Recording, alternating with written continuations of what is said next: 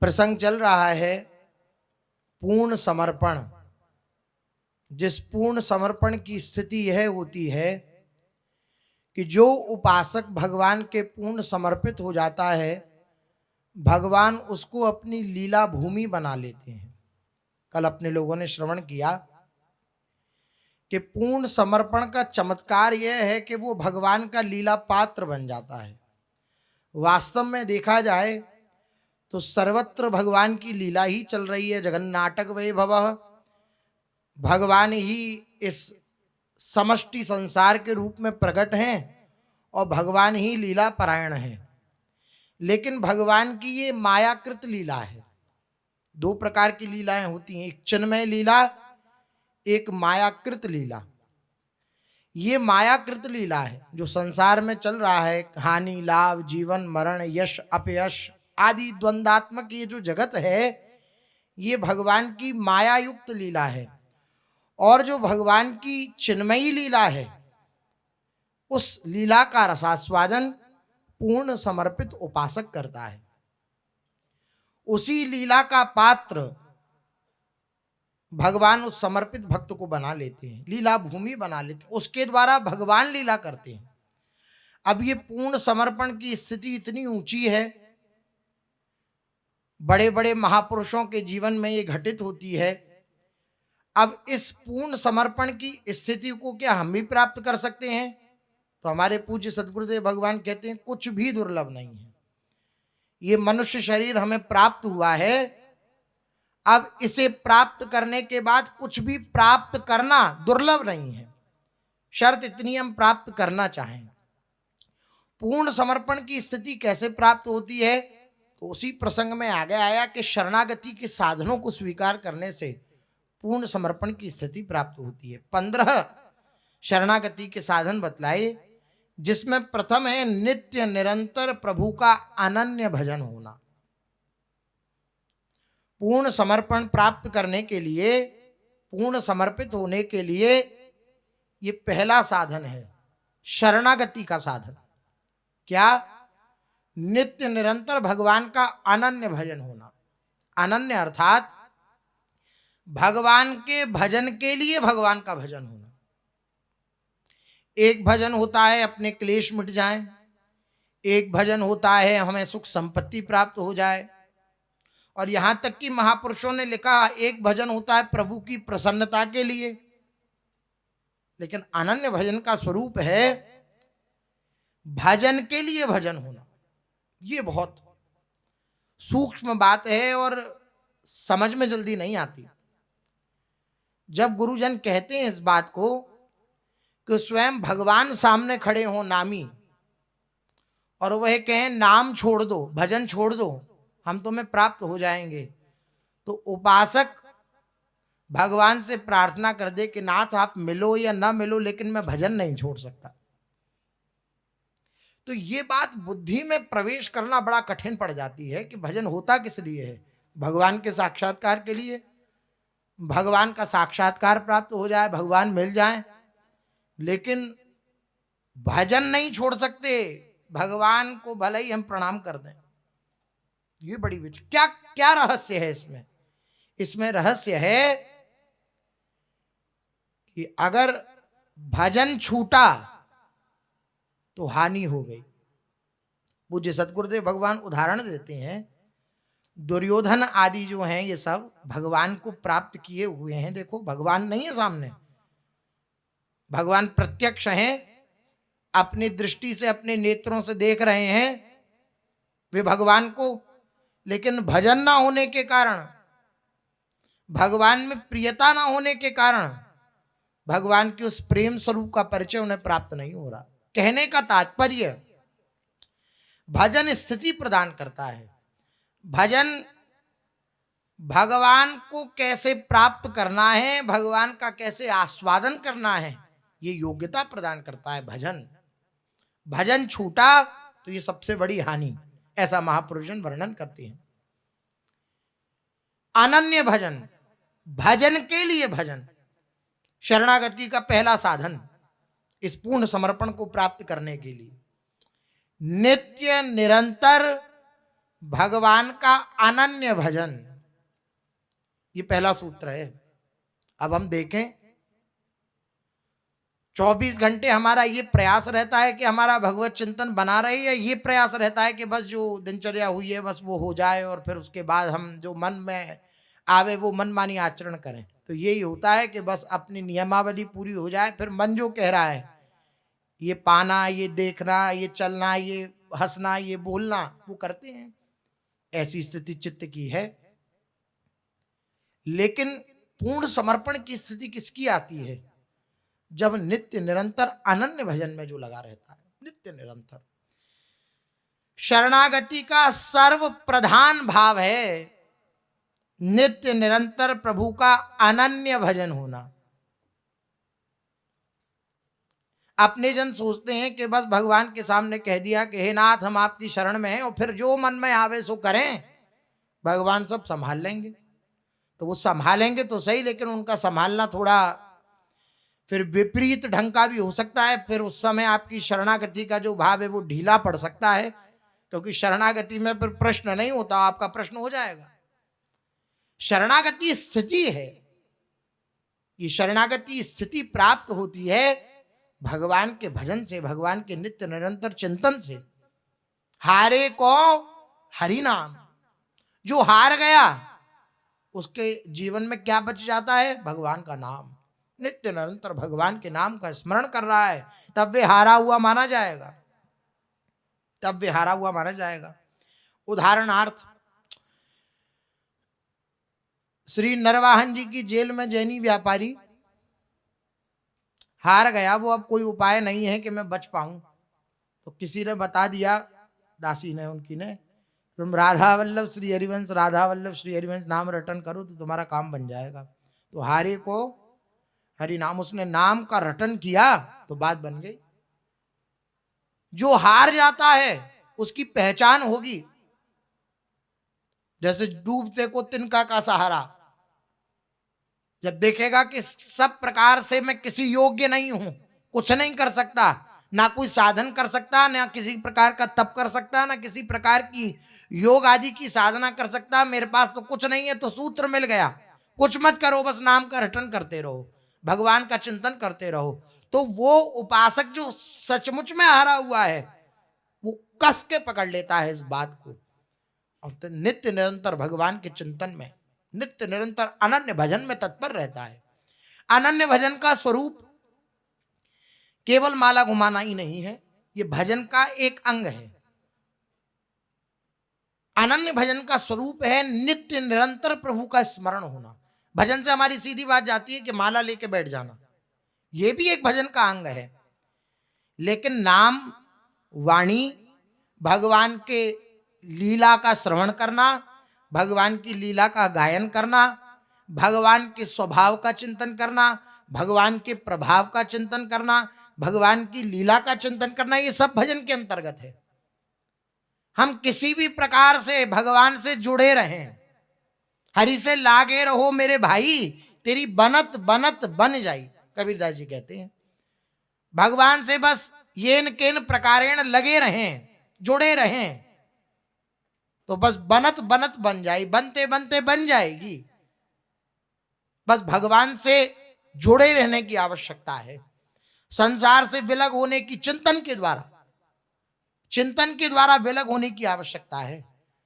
बाहर से हम संसार की क्रिया करें, जो हमें सेवा कार्य, जो भी हमें कर्म मिला है, कर्तव्य कर्म, उसका पालन करें और अंतर से चिंतन करें प्रभु का।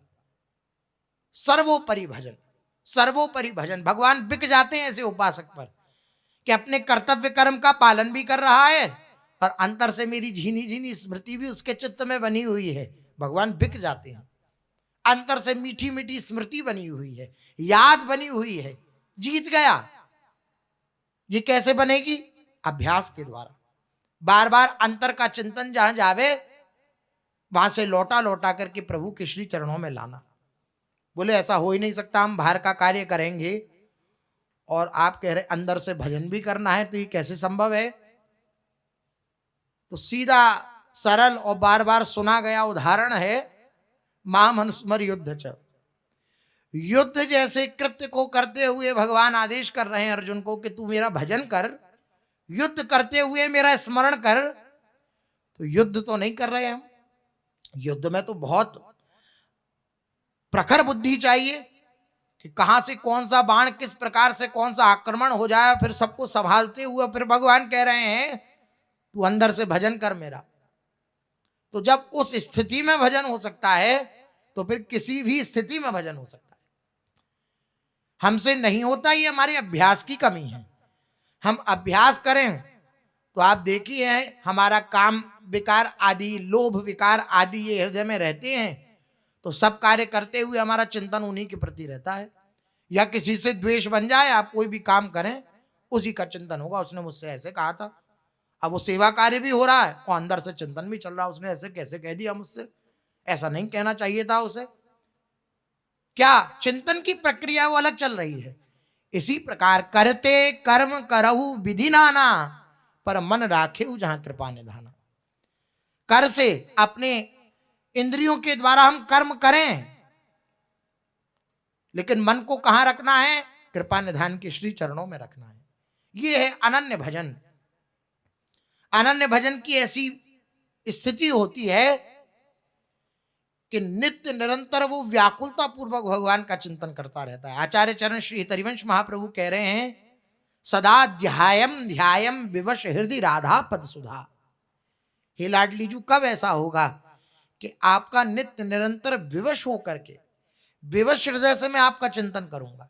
सदा ध्यायम ध्यायम विवश हृदय राधा पद सुधा। लाडली जू के श्री चरणों का, उनके चरण अमृत का, सुधा का कैसे मैं पान करूंगा?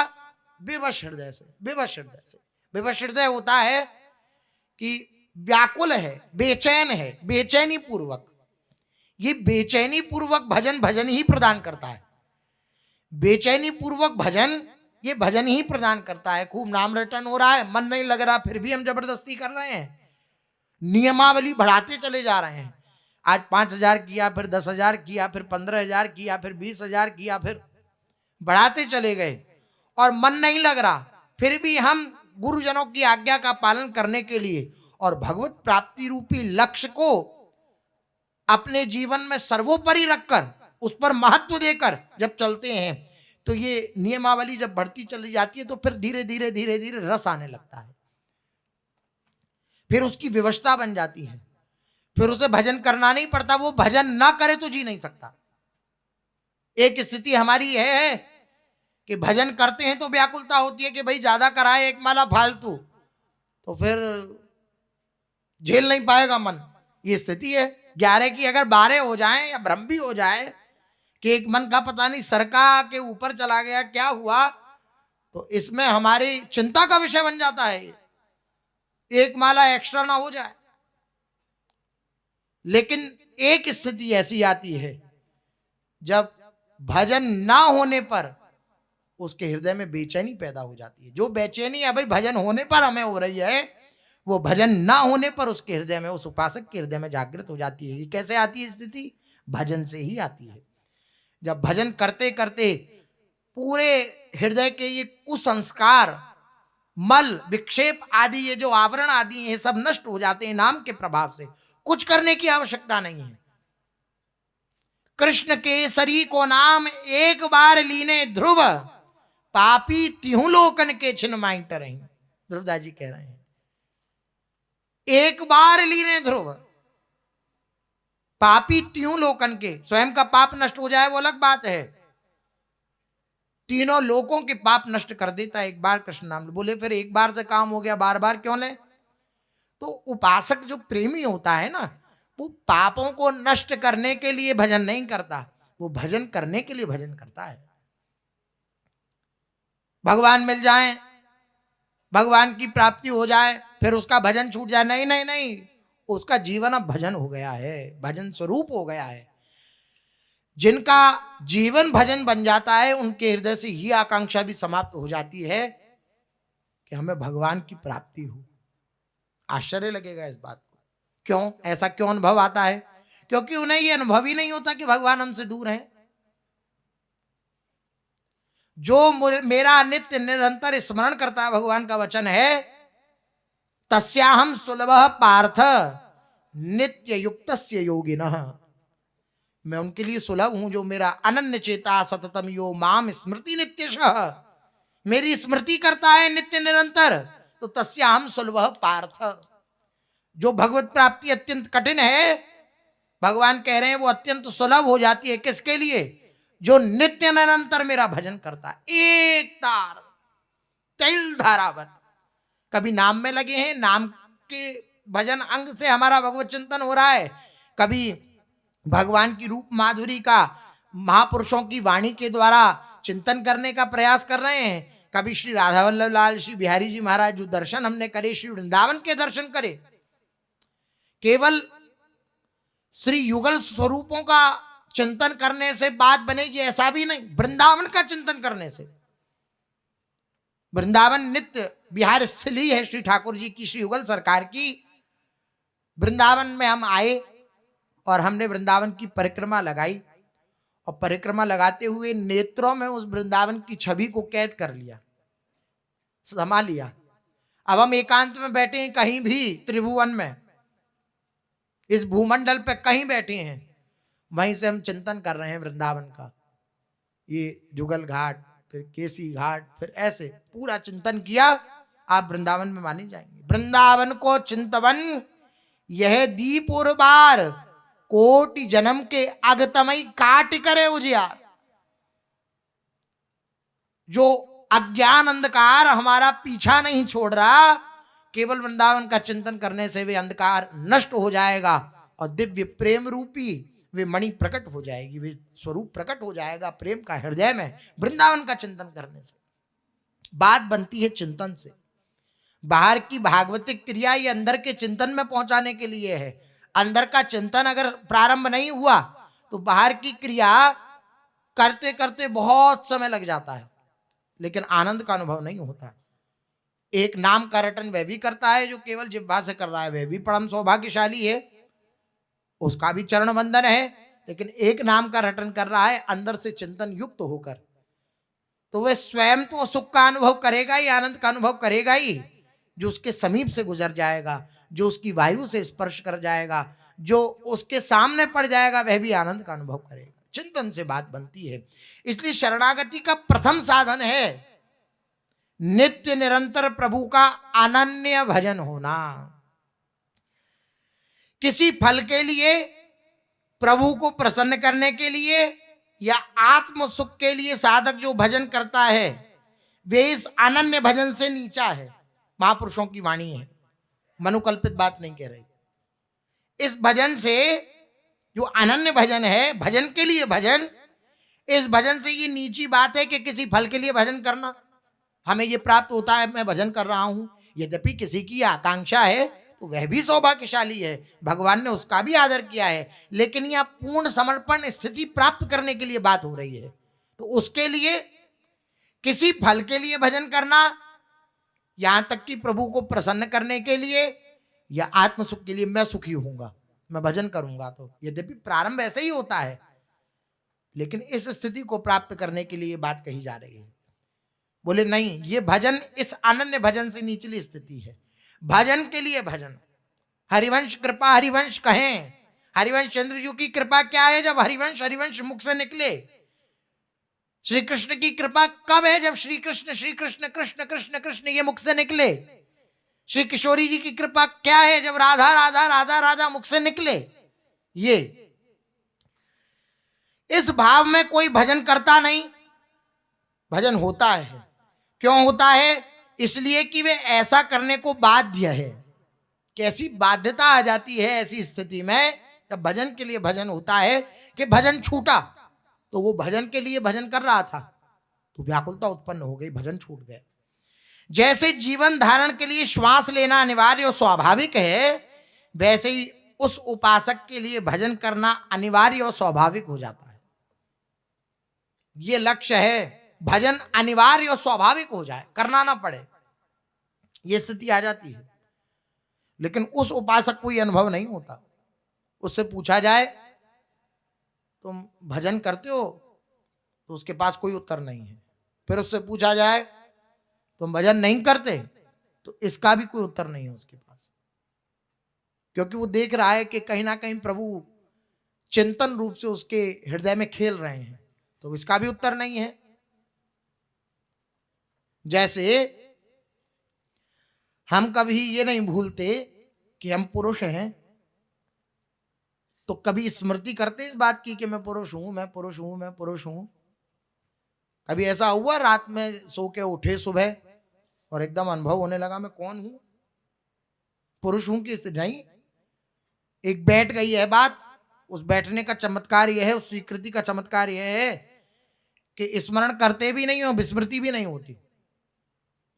इस बात का स्मरण भी नहीं करते और इस बात की विस्मृति भी नहीं होती। ये होता है अखंड चिंतन। भगवान को याद कर रहे हो, भूल गए, पता नहीं। ये भगवान की अखंड स्मृति, ये प्रभु की अखंड स्मृति जागृत हो गई। स्वाभाविक अनिवार्य विषय हो जाता है उसके लिए भजन, स्वाभाविक विषय हो जाता है।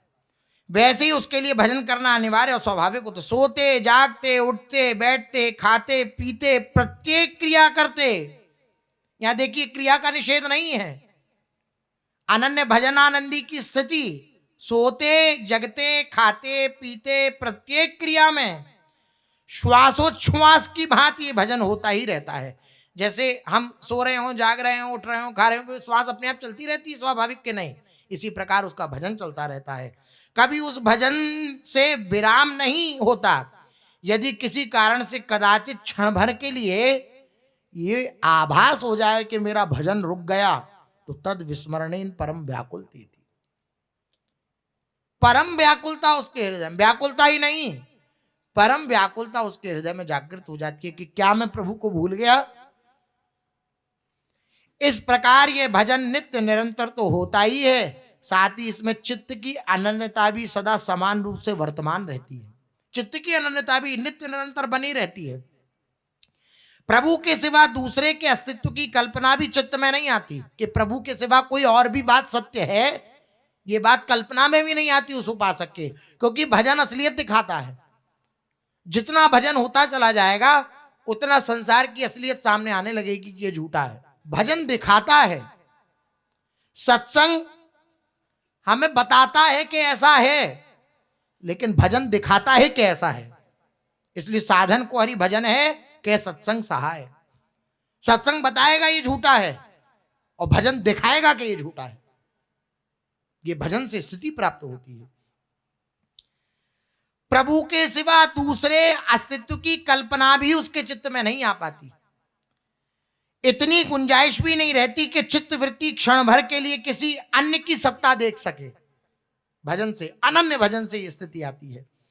इस भाव के प्राप्त होने पर पूर्ण समर्पण होते देर नहीं लगती। जब ये भाव प्राप्त हो जाता है तो पूर्ण समर्पण होते हुए देर नहीं लगती, पूर्ण समर्पण हो जाता है। इसलिए पहली सीढ़ी है पूर्ण समर्पण की, नित्य निरंतर प्रभु का अनन्य भजन। मेरे मुख पर राधा राधा चल रहा है, बस यही मेरा लक्ष्य है। ये राधा राधा जो रटन हो रहा है ये बंद ना हो, यही मेरा लक्ष्य है। राधा किशोरी के योग्य मैं हूं या नहीं हूं ये वो जाने, वो कृपामयी है, वो अयोग्यों पर भी कृपा कर देती हैं, लेकिन उनकी सर्वोपरि यह कृपा है, सोवत जागत रटो निरंतर राधा राधा नाऊ।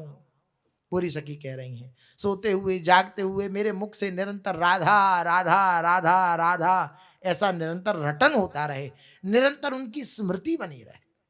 ये सर्वोपरि बात है। इसकी पहचान, इसकी जांच अपने जीवन में अपने को करनी है कि अब पूर्ण समर्पण होना है, पूर्ण समर्पित होना है, उस स्थिति को प्राप्त करना है। तो शरणागति के ये जो साधन है उसको धारण करने का हरि गुरु की कृपा से अपने को प्रयास करना चाहिए नित्य निरंतर। जब हम प्रयासरत रहेंगे और सफल होते रहेंगे तो भगवान कृपालु हो जाएंगे। वो हमारे परिश्रम को देखेंगे, वो सोचेंगे कि बेचारा इतना प्रयासरत है मेरा चिंतन करने के लिए, लेकिन नहीं कर पा रहा। इसने समस्त भोगों का परित्याग कर दिया, समस्त आसक्तियों का परित्याग कर दिया मेरे भजन करने के लिए, लेकिन ये नहीं कर पा रहा। तो वो कृपालु हैं, वो एक क्षण में चित्त की वृत्ति ऐसी कर देंगे कि उनके सिवा कुछ याद ही नहीं आएगा। लेकिन ये कब? भगवान परीक्षा लेते हैं। पहले पहले आपको जो पसंद होती है ना चीजें, उनको देते हैं कि देखो ये देते हैं इसे, ये तब भी विकल रहता है हमारे अन्य भजन के लिए कि नहीं रहता। अगर वो विकलता समाप्त हो गई, किसी से हंसने में, किसी से बोलने में, किसी कुछ खाने में, कुछ पीने में, कुछ कर, तो फिर भगवान कहेंगे ठीक है, ये खुश करना हमारा लक्ष्य था, इसको हमने कर दिया। लेकिन तब भी वो विकल है, नहीं नहीं मुझे आपकी अखंड स्मृति चाहिए, आपका चिंतन चाहिए। तो भगवान फिर दयाद्र हो जाते हैं, दयालु हो जाते हैं, और अपनी कृपा से, अपने कृपा कटाक्ष के उसके उसके हृदय में चिंतन रूप से प्रकट हो जाते हैं, चिंतन रूप से अवतरण हो जाता है भगवान का उसके हृदय में, जो भगवान से व्याकुलता पूर्वक प्रार्थना करता रहता है, नाथ कहीं कोई और मुझे प्यारा ना लगे आपकी सिवा, आप मुझे प्यारे लगो, यही मेरे जीवन का लक्ष्य बन जाए, आप कृपा करो। तो पहली बात, नित्य निरंतर प्रभु का अनन्य भजन होना। अब पूर्ण समर्पण के लिए जो शरणागति के साधन है, उसकी जो दूसरी बात है वो शेष आगे चलते हैं। महाप्रभु श्री चैतन्य देव जी का चरित्र अपने लोग कथन श्रवण कर रहे हैं।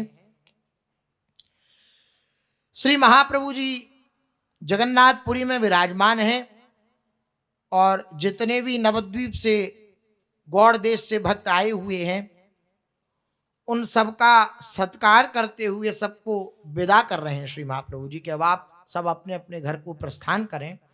सबको यथा योग्य भगवान ने हृदय से आश्वासन दिया, अपनी माताजी के लिए खबर दी, माताजी के लिए प्रसाद भी दिया। उसके बाद जो सत्यराज खां हैं, उनसे प्रश्नोत्तरी श्री महाप्रभु जी की चल रही है। महाप्रभु जी से सत्यराज खां ने प्रश्न किया कि हम गृहस्थी हैं, गृहस्थ में रहकर भी भगवान की प्राप्ति हो जाए, भगवान प्राप्त हो जाए, ऐसा कोई साधन अगर हमें प्राप्त हो जाए तो बड़ी कृपा होगी। तो श्री महाप्रभु जी ने 3 बात बतलाई, जिसका श्रवण अपने लोगों ने कल किया था। श्री महाप्रभु जी ने कहा, प्रभु कहे न कृष्ण सेवा वैष्णव सेवन, निरंतर कर कृष्ण नाम संकीर्तन। भगवान ने पहली बात कही कृष्ण सेवा, भगवान की सेवा, अपने युगल सरकार जो विराजमान है उनकी सेवा, कृष्ण सेवा और कृष्ण कीर्तन, भगवान के नामों का कीर्तन। और क्या कहा? नित्य निरंतर कृष्ण नाम कीर्तन। देखिए वही बात आ गई, शरणागति के साधन की जो पहली चर्चा चल रही, नित्य निरंतर भगवान का अनन्य चिंतन, अनन्य भजन, यही बात महाप्रभु जी ने आज्ञा करी। नित्य निरंतर श्री कृष्ण का संकीर्तन होना चाहिए। आप देखिए, आप कहेंगे 24 घंटे खोल खड़ताल लेकर के कीर्तन करेंगे तो हमारे शरीर में भी इतनी सामर्थ्य नहीं कि ऐसा कर सकें। और महाप्रभु जी आज्ञा कर रहे हैं कि नित्य निरंतर कृष्ण संकीर्तन, वो कैसे संभव है? संभव है, भगवान नाम का कभी जप हो रहा है तो वो भी कीर्तन के अंतर्गत है, भगवान नाम का हम जप कर रहे हैं वो भी कीर्तन के अंतर्गत है, भगवान की लीलाओं का कथन श्रवण कर रहे हैं वो भी लीला कीर्तन के अंतर्गत है, कथा कीर्तन के अंतर्गत है।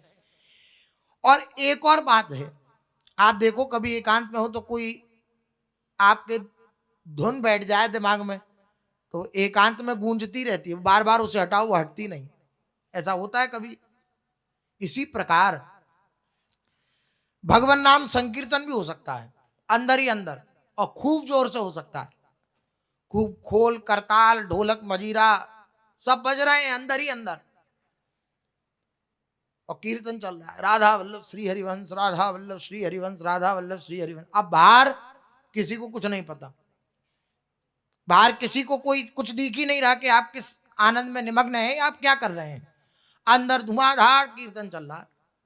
और उपाय है आजकल, पूज्य सदगुरुदेव भगवान कहते हैं, ये मोबाइल भगवान की कृपा है, कानों में लगा लिया और खूब भगवान नाम संकीर्तन अपने श्रवण कर सकते हैं। कहीं भी जा रहे हैं, कहीं भी कोई भी हम यात्रा कर रहे हैं या कहीं भी बैठे हैं, वो लगाया कानों में, अपने कीर्तन चल रहा है, सत्संग चल रहा है। तो अब तो बहुत सहज है, बहुत सरल है, अगर हम तत्परता से लगना चाहें तो अब तो बहुत सरल भगवान की कृपा से साधन प्राप्त हो गए हैं, जिनके द्वारा हम भगवत चिंतन नित्य निरंतर करते रहते हैं। कई संतों के देखा, उसमें वो लगा रहता है, अपने जो राधा के लिए कुंज का एप्लीकेशन है उसमें वो लग जाता है टाइमर हर 15 मिनट, तो वहां पे टाइमर लग जाता है। पूज्य सदगुरुदेव भगवान कहते हैं राधा वल्लभ श्री हरिवंश या राधा राधा, तो कितना उपयोगी है। अरे एक राजा, उस राजा ने तो पूरा वो सेनापति रख रखा था अपने लिए कि भाई हर 5 मिनट में हमें स्मरण दिलाना, संसार असार है, यहाँ कुछ सत्य नहीं है, नाम रटन करो, नाम रटन करो, समय कम है, नाम रटन करो। तो हर 5 मिनट में स्मृति दिलाता था। कहीं भी बैठे हो राजा, किसी भी मीटिंग में बैठे हो, कहीं बैठे हो, किसी भी सभा में, उसका काम था बस यही, उसकी ड्यूटी थी 24 घंटे में वो राजा को स्मरण दिलाना। समय कम है, भगवान नाम का रटन करो, समय कम है, भगवान का नाम का जप करो। ये तो ये बढ़िया है।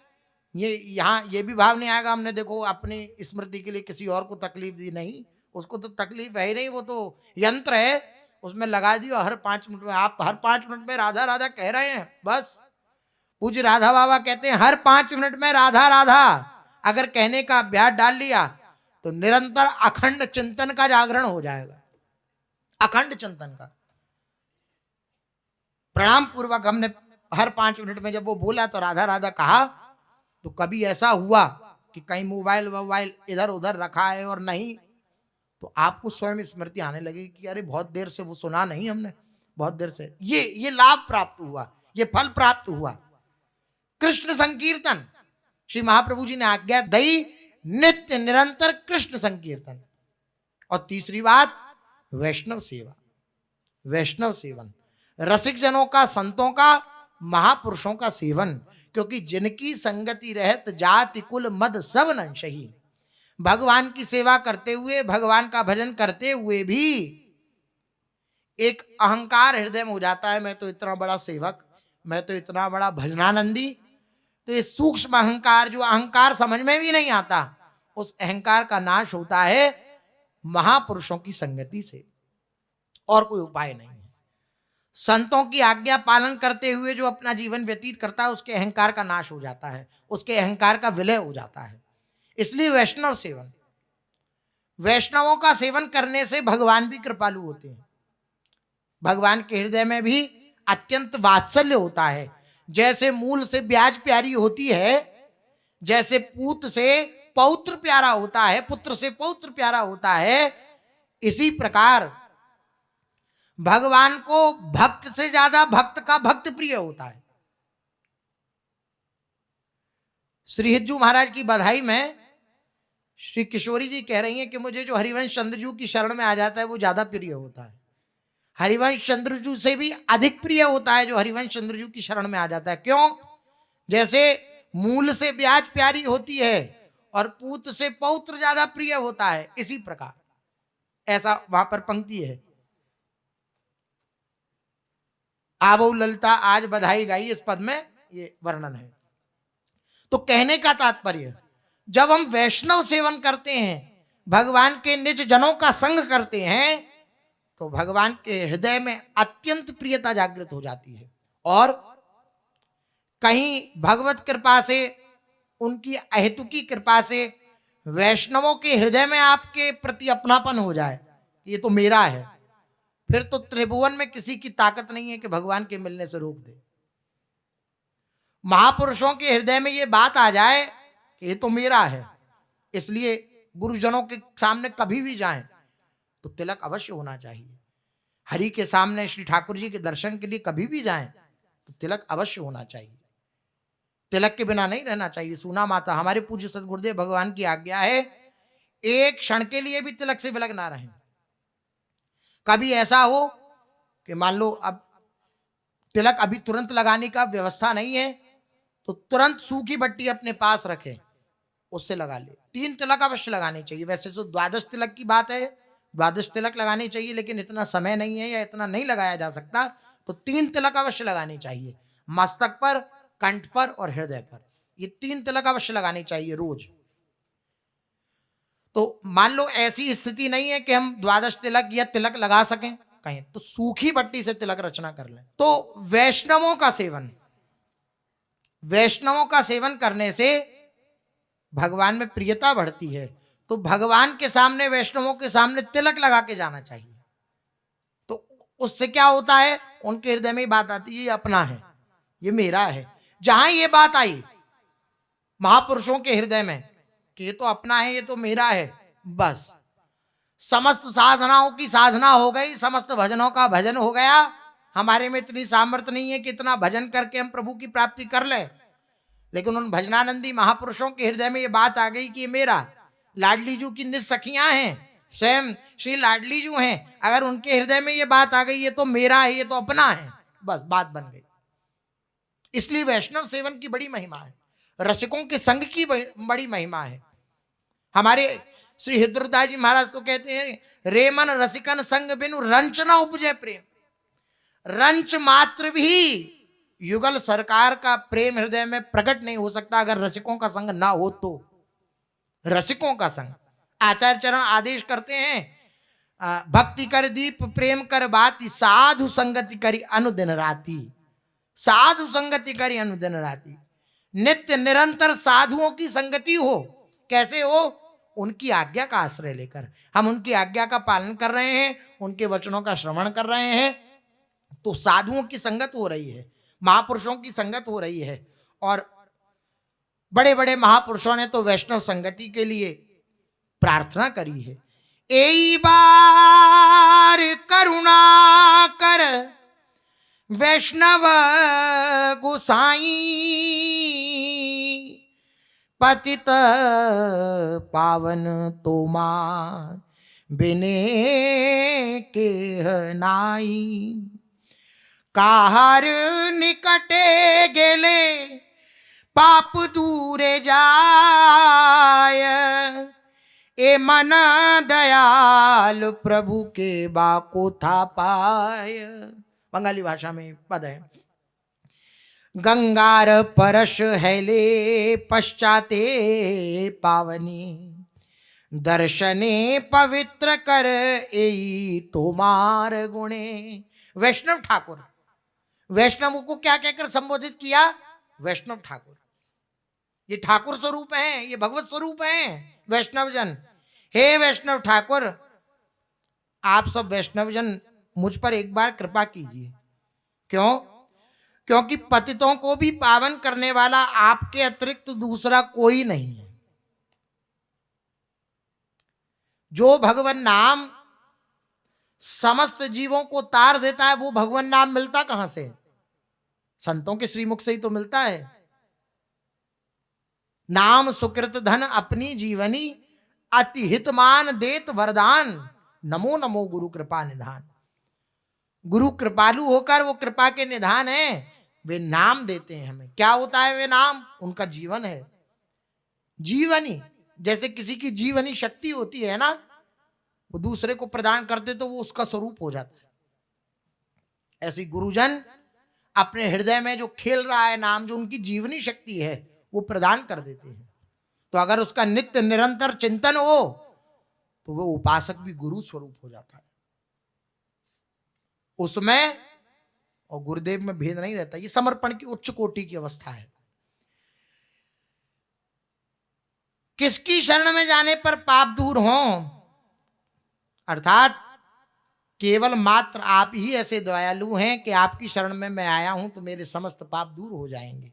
आप जैसा दयालु किसे और कहां मिलेगा।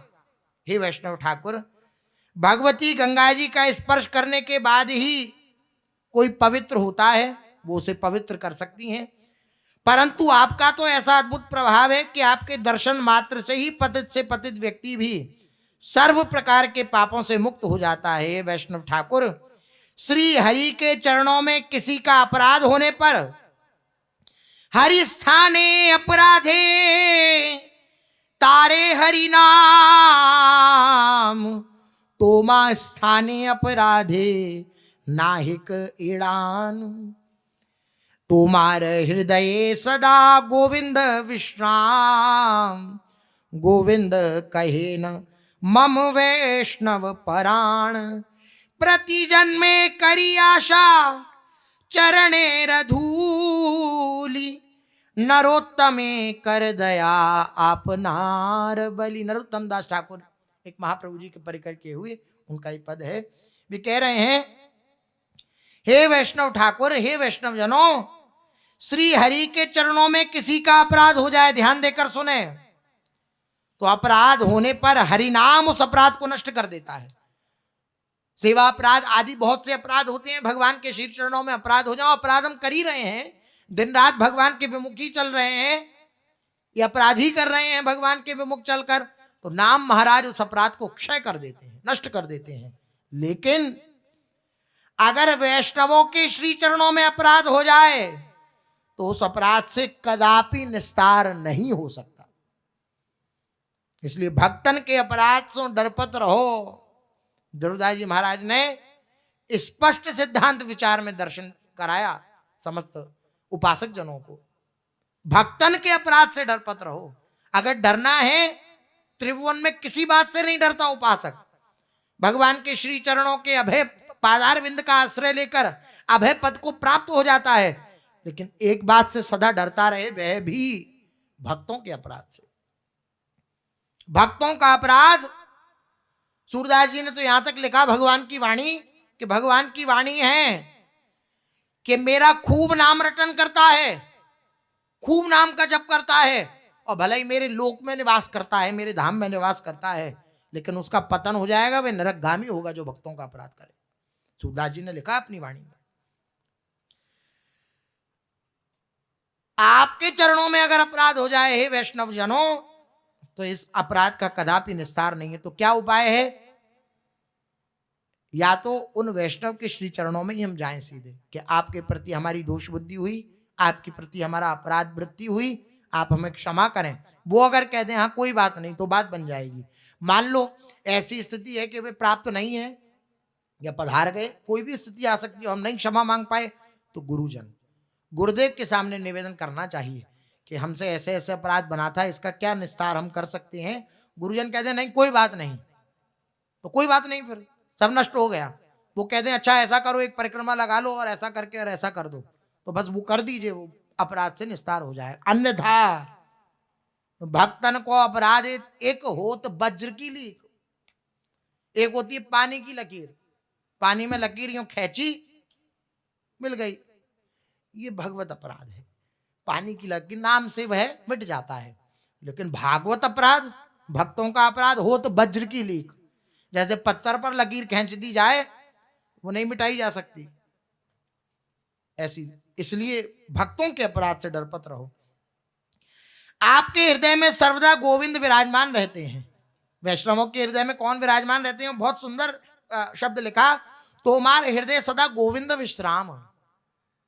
भक्तों के हृदय में ठाकुर जी को विश्राम मिलता है। जैसे कोई थका मांदा हो और अपने घर आ जाए तो उसे विश्राम मिलता है कि नहीं मिलता?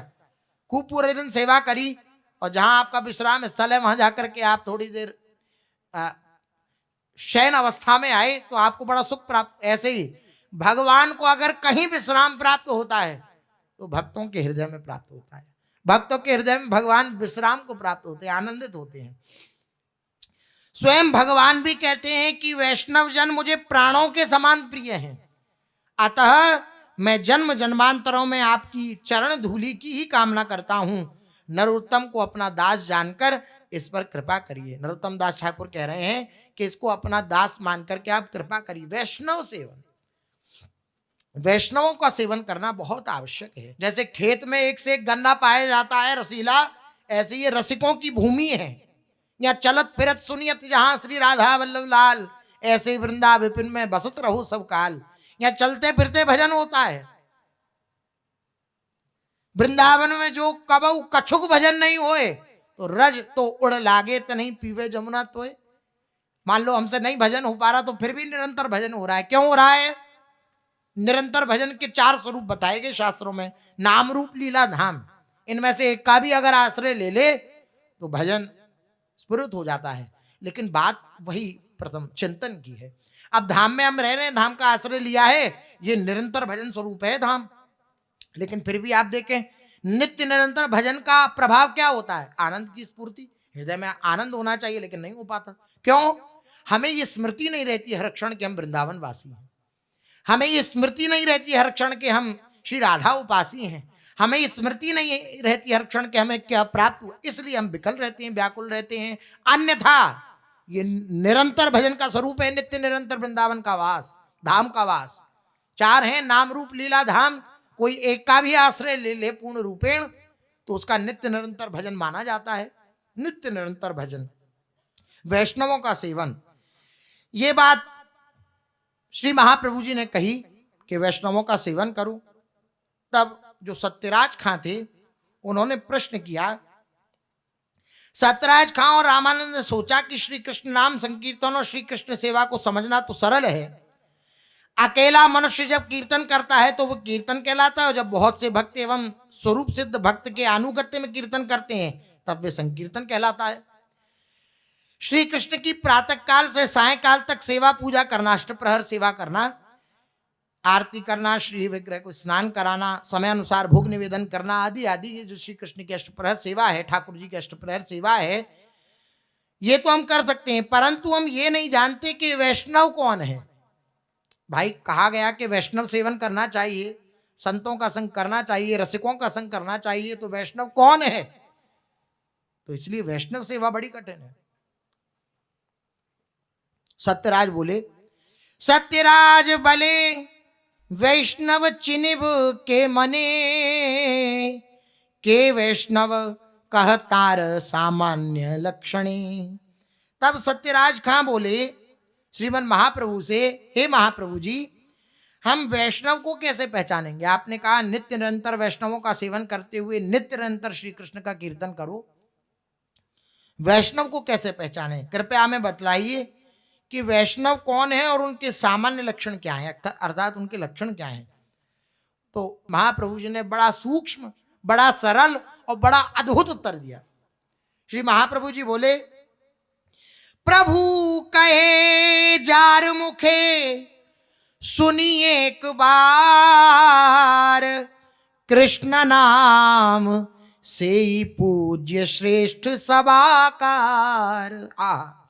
कैसी अद्भुत बात श्री महाप्रभु जी ने कही। महाप्रभु जी बोले, जिसके मुख से एक बार कृष्ण नाम निकल गया वो वैष्णव है।